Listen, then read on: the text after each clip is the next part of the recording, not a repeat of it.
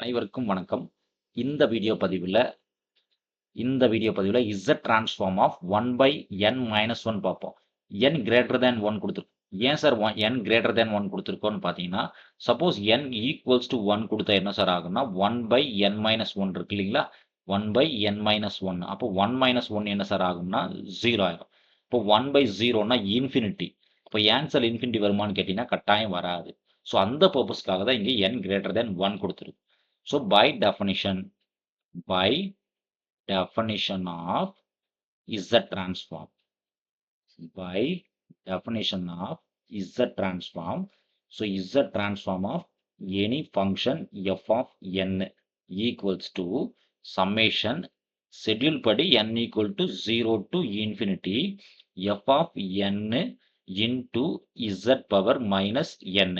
ஆனா இங்க நம்ம சம்மில் என்ன சார் கொடுத்துருக்கோம், n greater than 1. அப்போ Z transform of 1/n-1 இருந்துச்சுன்னா எப்படி சார் போடலாம், summation n equals to greater than 1 கொடுத்துருக்கோம். சரிங்களா? அப்போ n கட்டாயம் 1 வராது. அப்போ மினிமம் 2ல இருந்தாலும் ஆரம்பிக்கணும். 2 to infinity 1/n-1 into the Z power minus n கீழே வந்தா சார் 1/Z power n ஆயிரும். சரிங்களா? n க்கு மினிமம் வேல்யூ 2 தான் சார் போடணும். அப்போ 2 போடுங்க என்ன கிடைக்குதுன்னு பாருங்க. Minimum value 2. இப்போ 2 - 1 into 1/Z power 2. அடுத்து 3 போடுங்க சார் என்ன கிடைக்குதுன்னு பாருங்க. 1/3 - 1 into 1/Z power 3. 4 போட்டா sir 1/4 - 1 into 1/Z power 4 plus etc. up to infinity வரைக்கும் போடணும். சரிங்களா? அப்போ 1/2 - 1 என்ன சார் 1. இங்க என்ன சார் இருக்கும், பேலன்ஸ் டைம் 1/Z ஸ்கொயர் இருக்கும். அடுத்த value 1/3 - 1 sir 1/2 then into 1/Z cube இருக்கும். Plus 4 - 1 3 into 1/Z power 4 plus etcetera up to infinity வரைக்கும் வேல்யூ போகும். ஸோ இங்க என்ன சார் காமனா இருக்குன்னு பாருங்க. எந்த டைம் காமனா இருக்குன்னு பார்த்தீங்கன்னா 1/Z ஸ்கொயர் காமனா இருக்கு. ஸோ வேண்டாம், எனக்கு 1/Z மட்டும் வெளியே எடுத்துக்கேன். 1/Z மட்டும் காமனாகவே எடுத்துக்கேன். அப்போ என்ன சார் கிடைக்கும், 1/Z மட்டும் இருக்கு இங்க. இங்க 1/Z மட்டும் வெளியே எடுத்துக்கும். அப்போ 1/2 இன்டு 1/Z ஸ்கொயர் இருக்கும். இங்க 1/3 1/Z மட்டும் வெளியே எடுத்துருக்கேன். அப்போ 1/Z கியூப் இருக்கும். Plus etcetera up to infinity வரைக்கும் வேல்யூ இருக்கு. சரிங்களா? ஸோ அடுத்து என்ன சார் பண்ணலாம், put x equal to put x equals to 1/Z. அப்போ என்ன ஆகும் பாருங்க சார், இந்த டைம் இந்த 1/Z டிஸ்டர்ப் பண்ணாதீங்க. இந்த 1/Z இருக்கட்டும். பிராக்கெட் உள்ள மட்டும் தான் நம்ம கான்சன்ட்ரேட் பண்ணணும். ஸோ 1/Z அப்படியே இருக்கட்டும் சார். பிராக்கெட் உள்ள 1/Zக்கு வேல்யூ x பிளஸ் 1/2 அப்படியே இருக்கட்டும் சார். இது என்ன ஆகும், 1/Z ஸ்கொயர்னு x ஸ்கொயர் பிளஸ் 1/3 அப்படியே இருக்கட்டும். பிராக்கெட்டுக்குள்ள x கியூப் பிளஸ் எக்ஸெட்ரா எவ்வளவு தூரம் சார் போகும், இன்ஃபைனைட் நம்பர் ஆஃப் வேல்யூஸ் வரைக்கும் போகும்.